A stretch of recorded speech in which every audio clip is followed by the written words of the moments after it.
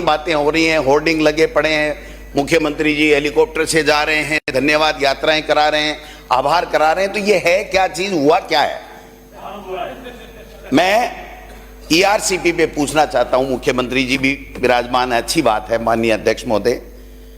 जब शुरुआत हुई थी तो 3,921 MCM पेयजल की बात हुई थी, जो वसुंधरा राजे जी ने, पूर्व मुख्यमंत्री जी ने यहां से जो ईआरसीपी का प्रोजेक्ट बनाया था उसकी बात हुई थी। और हमारी सरकार यहाँ कांग्रेस की थी, इसलिए उनकी सरकार चली गई थी, वो आगे बात नहीं बढ़ पाई। लेकिन 2022 में रिवर इंटरलिंकिंग विशेष समिति की 20वीं बैठक में आपने 1775 MCM पानी की जो इनकी नोटशीट चली और जो बैठक का जो कार्यवाही विवरण जारी हुआ उससे हमें पता लगता है। लेकिन उसके बावजूद भी 1 रुपए का काम नहीं हुआ। केंद्र ने उल्टे, हमारी सरकार ने जब काम चालू किया और 10,000 करोड़ रुपए, 12,000 करोड़ रुपए की सैंक्शन जारी की अपने स्टेट फंड से, तो चिट्ठी दी यहाँ के जल संसाधन मंत्री जी ने कि आप ये काम नहीं करोगे, आपको करने का कोई अधिकार नहीं है। ये स्थिति है। चलिए कोई बात नहीं, मुख्यमंत्री जी ने मध्य प्रदेश के मुख्यमंत्री जी से दोस्ताना ताल्लुकात बढ़ाए, केंद्र से भी डबल इंजन की सरकार थी, आप गए, आपने कोई MOU किया बताते हैं, कोई लिखा पढ़ी करी, जमानी जमा खर्च किया, आप बार बार कहते हैं। हम गए, प्रधानमंत्री जी का आभार, और हमने वहाँ पर एक समझौता किया।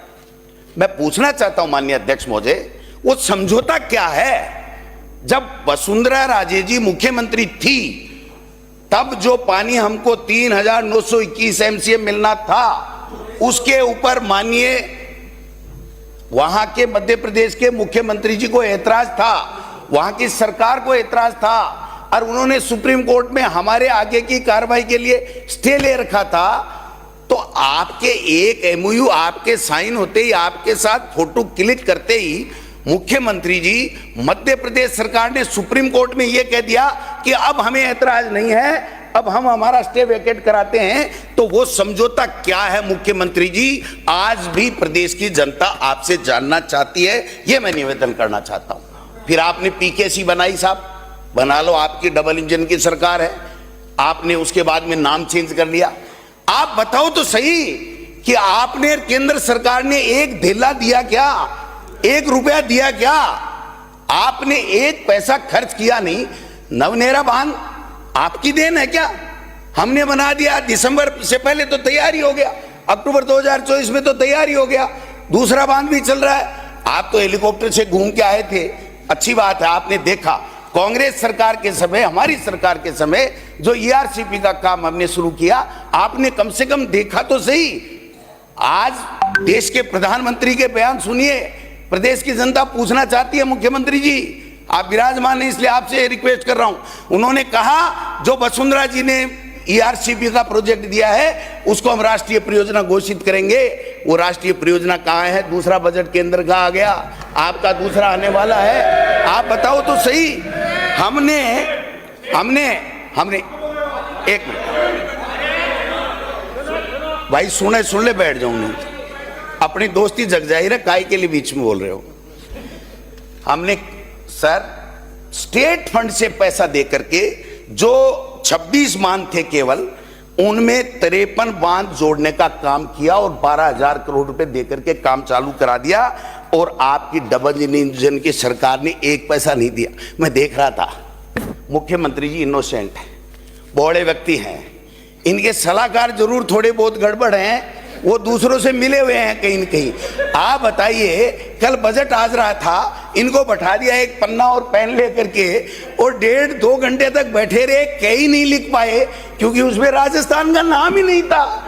अब इनको वो फोटो नहीं भेजनी चाहिए थी। मीडिया में इतना जापता, इनका मीडिया तो मेरे पीछे लगा रहता है। डोटासरा क्या बोला, इस मंत्री से क्या कहलवाना है, इस MLA से क्या कहलवाना है। मैं तो आपको तो कम बोल दूंगा, मैं कोई अपशब्द बोलूं तो बोलना ना आप।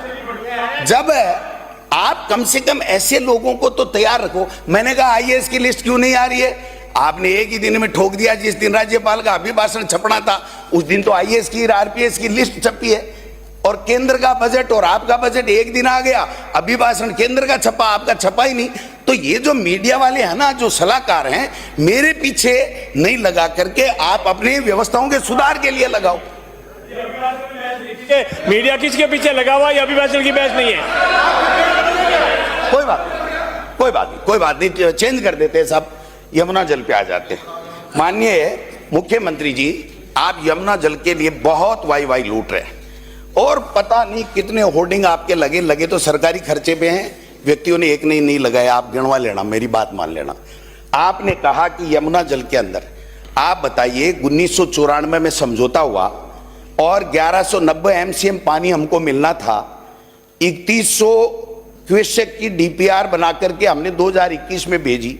आपकी केंद्र की सरकार ने कुछ किया नहीं और 17 फरवरी 2024 को आप आनन फानन में एक समझौता करते हैं, 4 महीने के अंदर डीपीआर की बात करते हैं और जो समझौता आपने आज तक आउट नहीं किया, लेकिन मेरे पास कॉपी है, उसमें लिखा हुआ है कि 577 एमसीएम पानी मिलेगा, 24,000 क्यूसेक पानी पहले हरियाणा लेगा, पहले हरियाणा 2400 क्यूसेक पानी लेगा, उसके बाद में 4 महीने, केवल जून जुलाई अगस्त सितंबर में 4 महीने में अगर फ्लड छलकता है ऊपर से, ये पूरा लेने के बाद में हरियाणा में, तो उसके बाद में 4 महीने में पाइपलाइन से आप पानी ले जा सकते हो।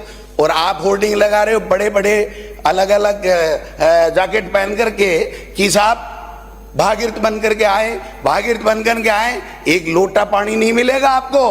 आज 12 महीने से ज्यादा हो गए मुख्यमंत्री जी, आपकी संयुक्त टास्क फोर्स भी नहीं बनी, आपकी डीपीआर नहीं बनी। एक मुख्यमंत्री, अध्यक्ष महोदय, एक मुख्यमंत्री सदन में ये कहते, 200 के सदन में ये कहते कि 4 महीने में डीपीआर बनेगी और 14 महीने में नहीं बने, तो शर्म आनी चाहिए उस सरकार को, उस सरकार को शर्म आनी चाहिए। ये मैं निवेदन करना चाहता हूं। फिर आपने कहा जल जीवन में बहुत घोटाले हुए। हमने भी सोचा पता नहीं भाई घोटाले हुए कि नहीं हुए, ये कह रहे हैं राज्यपाल से प्रथम अभिभाषण में पढ़वा रहे हैं, तो पकड़ेंगे, मगरमच्छों को जेलों में डालेंगे। लेकिन क्या हुआ साहब, एक भी मंत्री पकड़ा, एक भी एमएलए पकड़ा, एक भी आईएएस अधिकारी पकड़ा? सुप्रीम कोर्ट ने जिन छोटे छोटे कारिंदों को पकड़ा ने, उनको सब सुप्रीम कोर्ट ने जमानत दे दी। और आप कह रहे हैं जल जीवन मिशन में हम ये वाई कर देंगे। मैं आपको नमूना बता रहा हूं, आपने बजट में 15,000 करोड़ से 25 लाख ग्रामीणों के घरों में नल पहुंचाने की बात की थी और आपने ट्वीट किया 17/12/2024 को मुख्यमंत्री जी, आपने कहा कि 5,257 करोड़ में 10.22 लाख घरों में पेयजल पहुंचेगा। ठीक है, फिर आपने राज्यपाल महोदय के श्रीमुख से क्या कहलवाया, 11,17,000 परिवारों को 6,091 करोड़। ये 17 तारीख को तो आपको टाइम पूरा हुआ 12 महीने का, और आपने 3 आंकड़े बदल दिए, एक जो 12 महीने की प्रगति में अलग, राज्यपाल के अलग, आपके अलग। कम से कम एक बार पढ़वा लिया करो, आपके पास इतने अधिकारी हैं, क्या करते ठाले बैठे बताओ। आप पढ़वा के देख लो भाई, इसको मेज कर लेना, कहीं डोटासरा पकड़ नहीं ले इस बात को। तो यह बात आपको देख लेनी चाहिए। शिक्षा, एक किसी भी स्टेट में सर, पानी, बिजली, शिक्षा, चिकित्सा, ये सब चीजें तो कम से कम दुरुस्त होनी चाहिए। वही तो, और लॉ एंड ऑर्डर, कानून व्यवस्था, अपराध कम हो, ये सारी की सारी चीजें होंगी तभी तो गुड गवर्नेंस की बात कहोगे, वरना तो ट्वीट करने से गुड गवर्नेंस आता है क्या? तब तो ये ट्वीट करने वाले ही ला देते। तो आपने देखा शिक्षा विभाग में 1 लाख से ज्यादा की भर्तियां खाली हैं, नहीं कर पाए। आपने वही पुरानी परिपाटी जो वसुंधरा जी के समय 20,000 स्कूलें बंद की दी, 450 फिर करा दी। मैं 1-2 नमूना बता रहा हूं, आपके संज्ञान के लिए कराओ नहीं कराओ, इनका प्रमोशन करके डिप्टी सीएम बढ़ा दो, मुझे कोई तकलीफ नहीं है। लेकिन एक नमूना बता रहा हूं कि इंग्लिश मीडियम की 3737 स्कूल, 7 लाख से ज्यादा बच्चे फ्री में पढ़ रहे हैं, गरीब का बच्चा। मंत्री जी को तकलीफ हो रही है। आप बताओ, 12 महीने हो गए, आपने उस इंग्लिश मीडियम की स्कूलों में एक भी टीचर दिया क्या? एक भी कमरा दिया क्या? बैठ जाओ, नमूना बता रहा हूं, मुख्यमंत्री जी सुन रहे हैं, हो सके या तो इनका प्रमोशन